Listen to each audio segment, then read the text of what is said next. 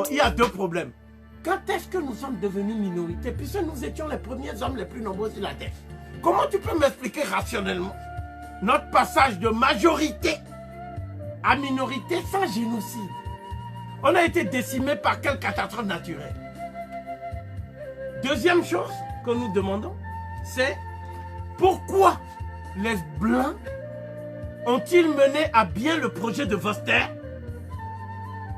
en Nouvelle-Zélande, en Australie, dans une certaine mesure en Nouvelle-Calédonie, en Tasmanie, dans toutes ces régions? Il y avait des êtres humains dans la forêt de l'Amazonie. Combien sont-ils aujourd'hui? Pourquoi ils ont réussi ce projet de Vorster et vous dites qu'en Afrique, les droits humains vont nous mettre à l'abri de ça? Il n'y avait pas les droits humains à l'époque où on a vidé la Nouvelle-Zélande de sa population. Alors voici ce qu'il a dit Vorster.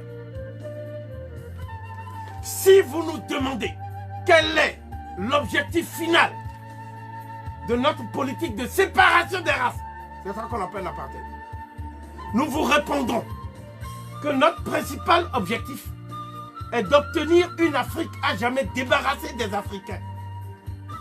Et une Afrique débarrassée des Africains serait en tout point semblable à un paradis terrestre pour l'homme blanc.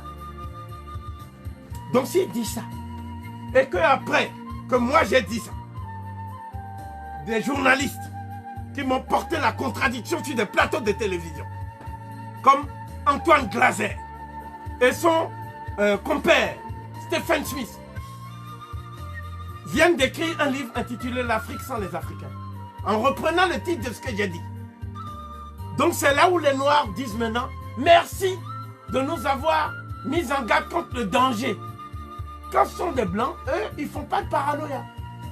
Eux, ils font tout simplement lanceurs d'alerte humanitaire. Quand c'est Covid, la paranoïa est à son compte. Bon, j'assume. Mais ce que je dis, c'est que Vorster n'a pas dit le paradis céleste. Il a dit le paradis terrestre.